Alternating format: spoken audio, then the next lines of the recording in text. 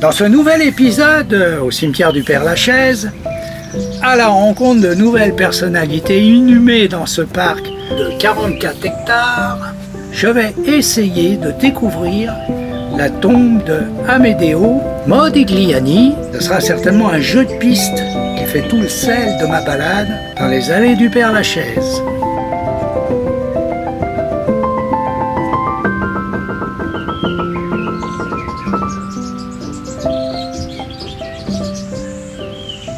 Modigliani est né en Italie le 12 juillet 1884, à Libourne.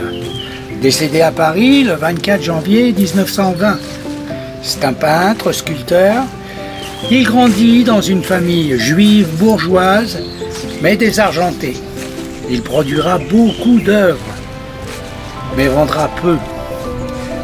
Devenu une figure de la bohème, de santé très fragile, il s'abîme dans l'alcool et la drogue.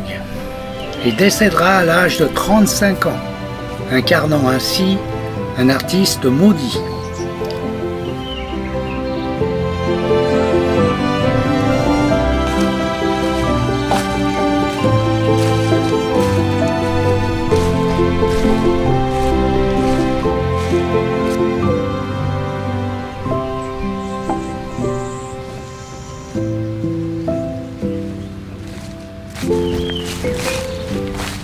Somptueux mausolée de la baronne russe Alexandrovna Stroganov qui est décédée le 8 avril 1818, à l'âge seulement de 39 ans, cette aristocrate héritière de riches industriels ayant réussi dans le commerce du sel et de la fourrure, aurait déposé un testament chez un notaire parisien, invitant les intéressés à venir veiller à côté de son corps durant 365 jours et 365 nuits, en échange d'un legs de la totalité de sa fortune.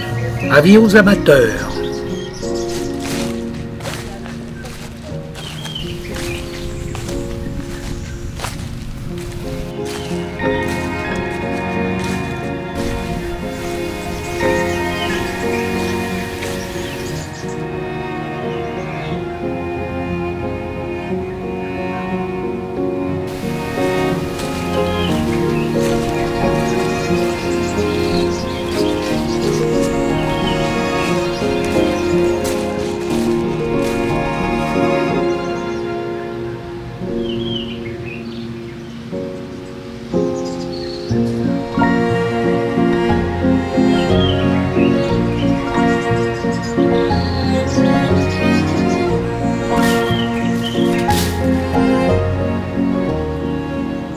Michel Blanc est né à Courbevoie en 1952.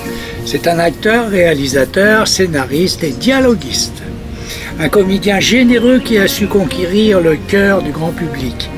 Dans la trilogie des Bronzés, bien entendu, c'est le chouchou de tous les Français. Avec ses répliques devenues cultes comme « Sur un malentendu, ça peut marcher » et son interprétation mémorable de Jean-Claude Duss. On peut, sans se tromper, dire de lui que c'est un monument du cinéma français qui nous a quittés ce jour du 3 octobre 2024 à l'âge de 72 ans.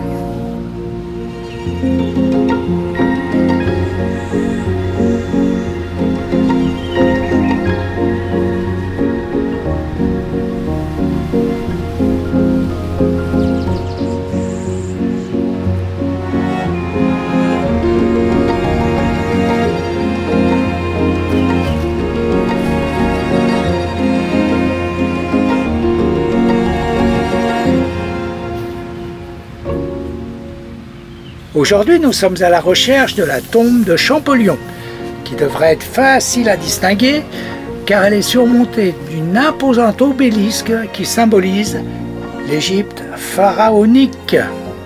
C'est un hommage à l'héritage et à la passion de Champollion pour cette civilisation. L'obélisque qui est taillé dans un seul bloc de pierre. On dit de Champollion que c'est le père de l'égyptologie moderne. C'est sans doute l'un des esprits les plus brillants du XIXe siècle.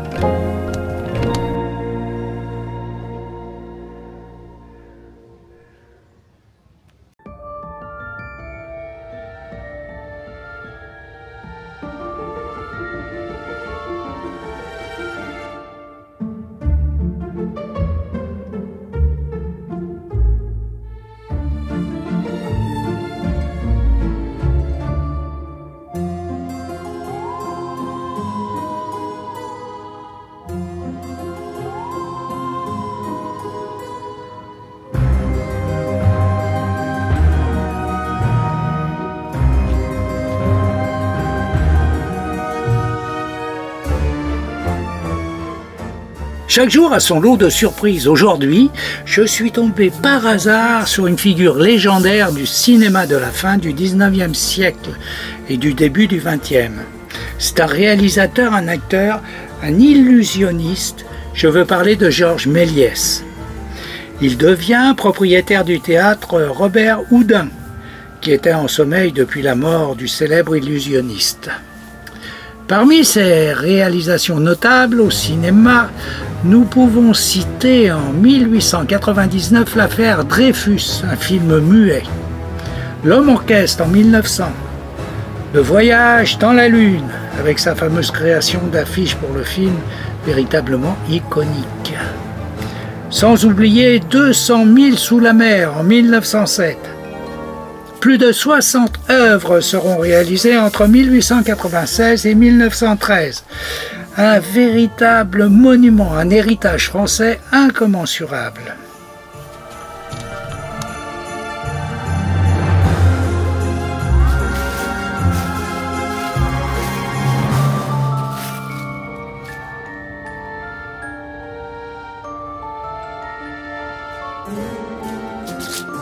Un homme commet un crime dans une ville allemande. Il tue un policier. Cela énerve les autres représentants de l'ordre et on les comprend.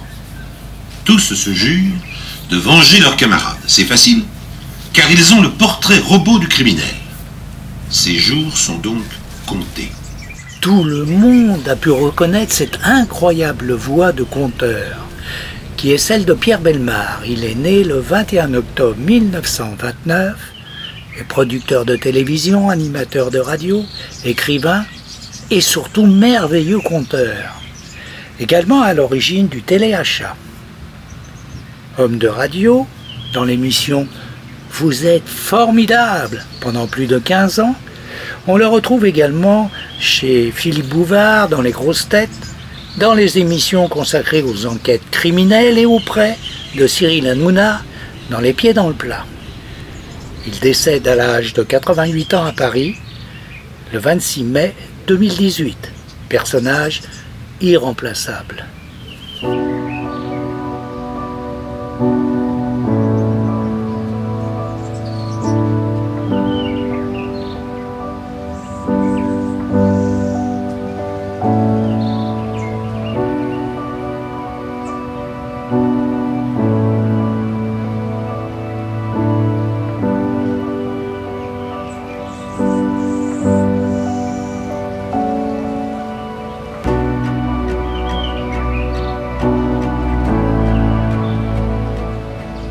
Aujourd'hui, je me dirige vers la division 96, où je suis supposé trouver la sépulture des Cocatrix. Le nom des Cocatrix, Bruno et Paulette, reste étroitement attaché à la salle mythique de spectacle de l'Olympia, dans le 9e arrondissement de Paris. C'est en 1953 que Bruno Cocatrix achète la salle qui était alors une salle de cinéma et décide de la transformer en salle de music hall. Le premier chanteur sera Gilbert Bécaud, suivi de Piaf, de Brel, de Johnny Hallyday, de Claude François, de Tom Jones, de Barbara, des Beatles, et j'en passe et des meilleurs. Bruno s'éteint le 1er avril 1979 à Paris.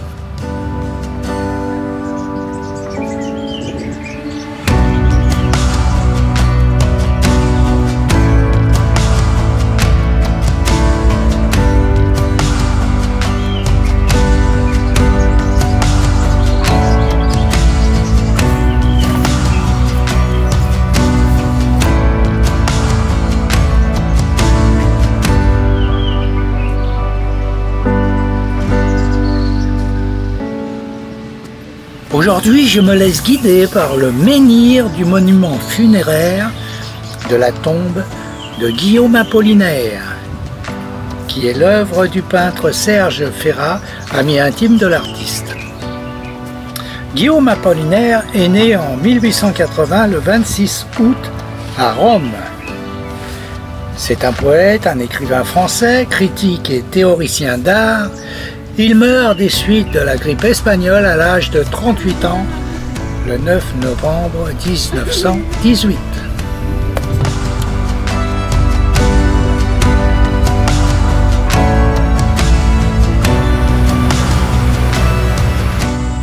Voici une des tombes les plus originales du cimetière du Père-Lachaise. C'est celle d'André Chabot. Mais vous y trompez pas, Monsieur Chabot, photographe de son état, est toujours bien vivant en ce novembre 2025 où je tourne ce petit film.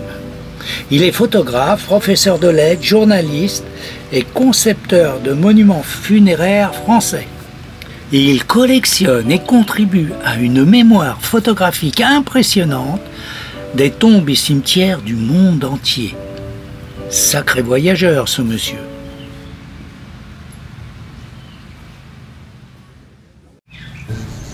En cette période de Toussaint, le monument aux morts du Père-Lachaise est particulièrement bien fleuri. Sur ceux qui habitaient le pays de l'ombre de la mort, une lumière resplendit. Mouloudji Marcel est né à Paris en 1922, le 16 septembre. C'est un auteur, compositeur et interprète. On dit de lui qu'il a la voix du cœur. Il fréquente Jean-Paul Sartre, Simone de Beauvoir et fait également ses débuts au cinéma avec succès. C'est André Cayatte qui lui donnera son premier rôle dans « Nous sommes tous des assassins ». Il reçoit le prix de la Pléiade pour son premier roman Enrico et devient une figure de la vie artistique de Saint-Germain-des-Prés. Marcel Marceau, plus connu sous le nom de Mime Marceau, est né le 22 mars 1923 à Strasbourg et décédera le 22 septembre 2007. Il dira que l'art du mime puise sa force poétique dans l'engagement de tout le corps pour donner forme à l'invisible, créant ainsi la métamorphose au travers des gestes et du regard.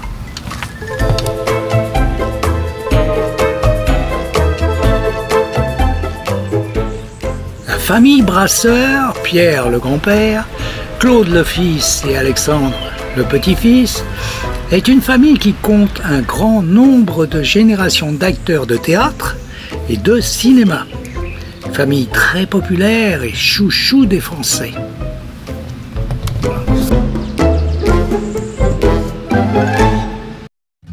C'est ainsi que se termine le 4e volet du cimetière du Père-Lachaise, probablement le dernier. Loin d'être un lieu de repos pour les défunts, le cimetière peut devenir un endroit de rêverie, de méditation et de promenade. Celui du Père-Lachaise, avec ses allées ombragées bordées d'arbres centenaires et de monuments funéraires merveilleusement sculptés, est particulièrement apprécié des Parisiens et des touristes du monde entier, car il accueille près de 3 millions de visiteurs chaque année.